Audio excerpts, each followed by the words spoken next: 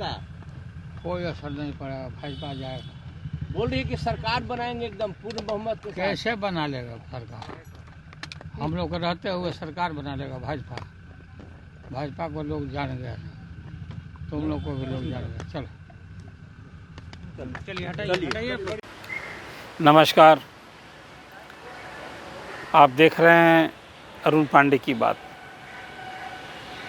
अब बिहार में चुनाव है तो नेताओं का अभियान, सीटों की दावेदारी और फिर अपने अपने ढंग से लोगों को सहेजने, समेटने, कोसने की तैयारी हो रही है।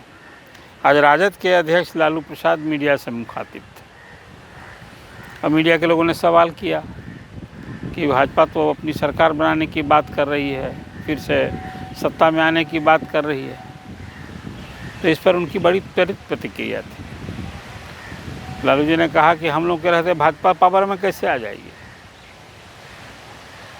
अब इसी पर आज बार पलटवार बयान, सब कुछ का सिलसिला पूरे सियासी गलियारे में इसी पर टीका टिप्पणी का दौर चल रहा है और भाजपा ने भी इस पर पलटवार किया, उन पर व्यक्तिगत रूप से हमला बोला। उधर लालू प्रसाद के छोटे साले हैं सुभाष यादव, और उन्होंने मीडिया से मुखातिब एक अलग बयान दे दिया इंटरव्यू में, और कहा कि लालू जी के शासन में जो अपहरण, फिरौती के लिए अपहरण होता था तो लालू जी ही सीएम आवास में डील करते थे। अब भला बताइए ना, इस तरह के बयान पर अब तो विपक्ष कहाँ बैठने वाला था। विपक्ष माने जो राजद विरोधी पार्टियां हैं, अब इसको लपक लिया साधु सुभाष यादव की बात को, और दिलीप जायसवाल की प्रतिक्रिया सुनने को मिली कि भाई अब तो ये तो इससे बड़ा और साक्ष्य क्या होगा, प्रमाण होगा। अब जो हम लोग कहा करते थे उसको खुद उनके परिवार से ऐसी आवाज़ आ रही है। देखिए, चुनाव में होता है ना, तो इस तरह की का बयानबाजी कुछ घर के लोग भी विभीषण बनते हैं।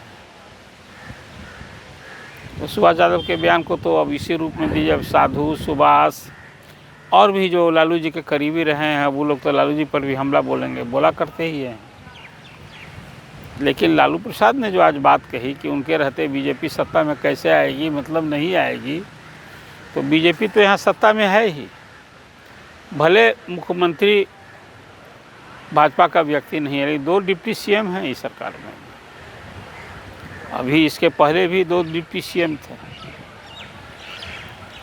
और जब राजद की सत्ता में साझेदारी हुई उसके पहले भी तो बीजेपी को ही इस वर्तमान विधानसभा में जनादेश बीजेपी और जदयू को मिला था। भले ही राजद सबसे बड़ी पार्टी के रूप में उभरी थी, जनादेश तो मिला एनडीए को ही। और फिर अब एनडीए सत्ता में आने के लिए अभी सही प्रयास में रहता है। नीतीश कुमार की अगुवाई में, नेतृत्व में चुनाव लड़ने की पहली घोषणा हो चुकी है, और उधर लालू प्रसाद अपने अंदाज में, अपनी शैली, बोली के लिए ही जाने जाते हैं।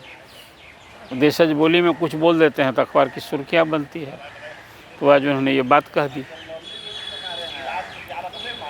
देखिए, अपने कार्यकर्ताओं के, अपने समर्थकों का मनोबल बढ़ाने के लिए, उत्साह बढ़ाने के लिए, जोश बढ़ाने के लिए पार्टी के नेता इस तरह की बात करते हैं कि भाई उनके रहते कैसे हम तो नहीं आने देंगे बीजेपी को। आपने देखा अभी दिल्ली में चुनाव हुआ, और अरविंद केजरीवाल का बयान आपने देखा होगा, कहते सुना होगा आपने कि अरविंद केजरीवाल ने चुनाव के पहले कहा कि जन्म में तो नरेंद्र मोदी को दिल्ली में सत्ता नहीं मिलने वाली है। मिल गई सत्ता, खुद अरविंद केजरीवाल भी हार गए, उनकी पार्टी भी हार गई,